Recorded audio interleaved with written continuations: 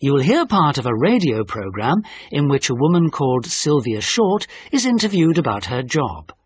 For questions 9 to 18, complete the sentences. You now have 45 seconds in which to look at part 2.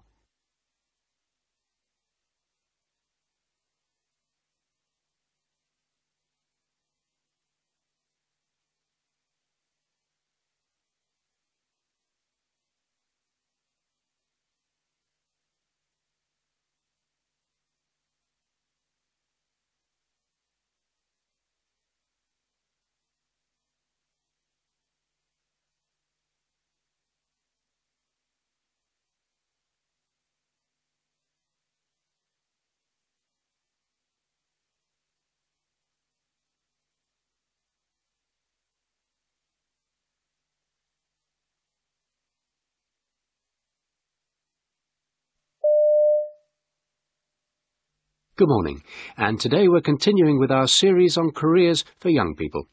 In the studio today we have Sylvia Short, who works for a company that produces guidebooks for serious travellers.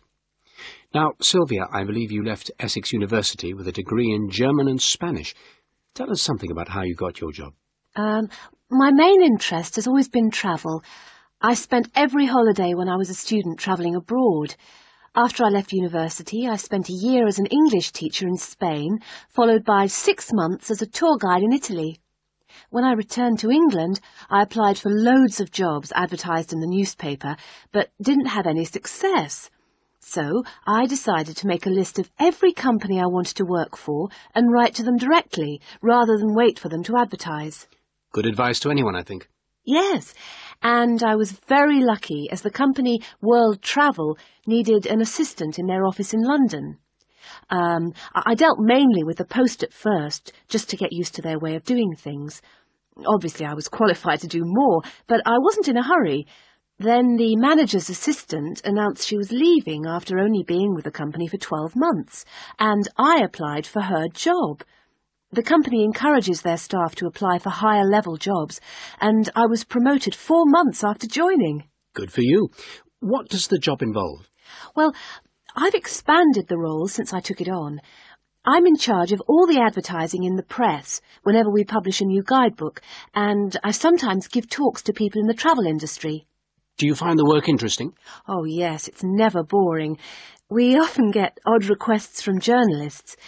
They assume we know everything there is to know about travel, so they often ring us to see if we can help them. One rang to say he was writing an article and wanted to know whether there were any female football teams in China. Really? And what other things do you find yourself doing? Oh, a large part of my job is to make sure my boss is where she should be. She does a lot of TV interviews on all aspects of travel, and she also presents a radio programme about adventure holidays every Friday night. In between, she writes articles, and now and again comes into the office to find out what's going on there. My job is to keep her fully informed. What do you think you've learned from working for her? Oh, she's an excellent writer, and she's helped me, especially when I have to do press releases. She suggests changes, but she's very encouraging, not bossy.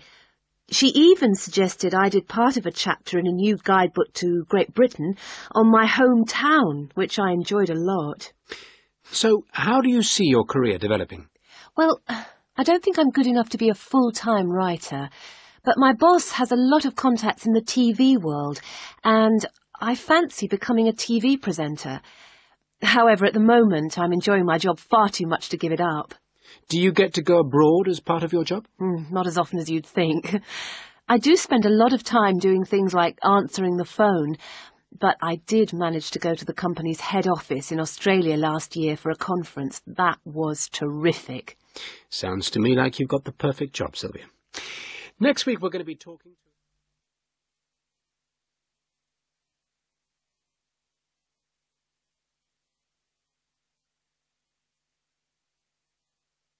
Now you'll hear part 2 again. Good morning, and today we're continuing with our series on careers for young people. In the studio today we have Sylvia Short, who works for a company that produces guidebooks for serious travellers. Now, Sylvia, I believe you left Essex University with a degree in German and Spanish. Tell us something about how you got your job. My main interest has always been travel.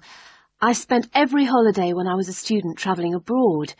After I left university, I spent a year as an English teacher in Spain, followed by 6 months as a tour guide in Italy. When I returned to England, I applied for loads of jobs advertised in the newspaper, but didn't have any success. So I decided to make a list of every company I wanted to work for and write to them directly, rather than wait for them to advertise. Good advice to anyone, I think.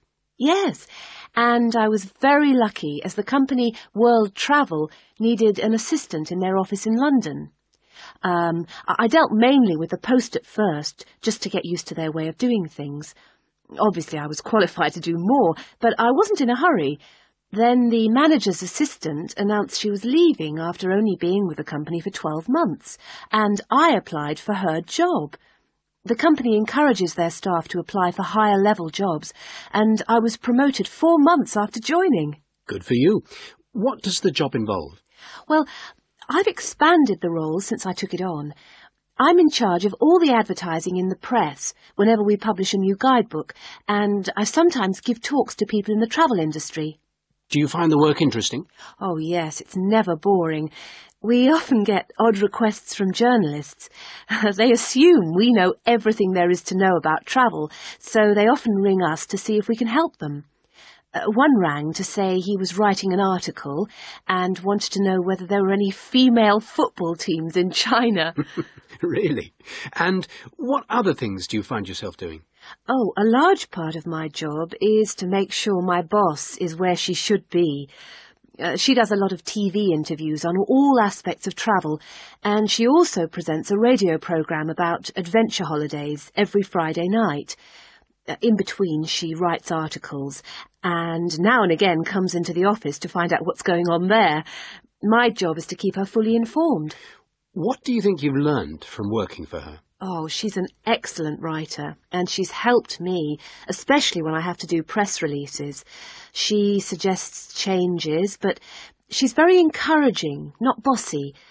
She even suggested I did part of a chapter in a new guidebook to Great Britain on my hometown, which I enjoyed a lot. So, how do you see your career developing? Well, I don't think I'm good enough to be a full-time writer. But my boss has a lot of contacts in the TV world, and I fancy becoming a TV presenter. However, at the moment, I'm enjoying my job far too much to give it up. Do you get to go abroad as part of your job? Not as often as you'd think. I do spend a lot of time doing things like answering the phone, but I did manage to go to the company's head office in Australia last year for a conference. That was terrific. Sounds to me like you've got the perfect job, Sylvia.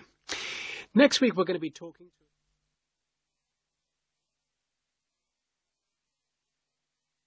That's the end of part 2. Now turn to part 3.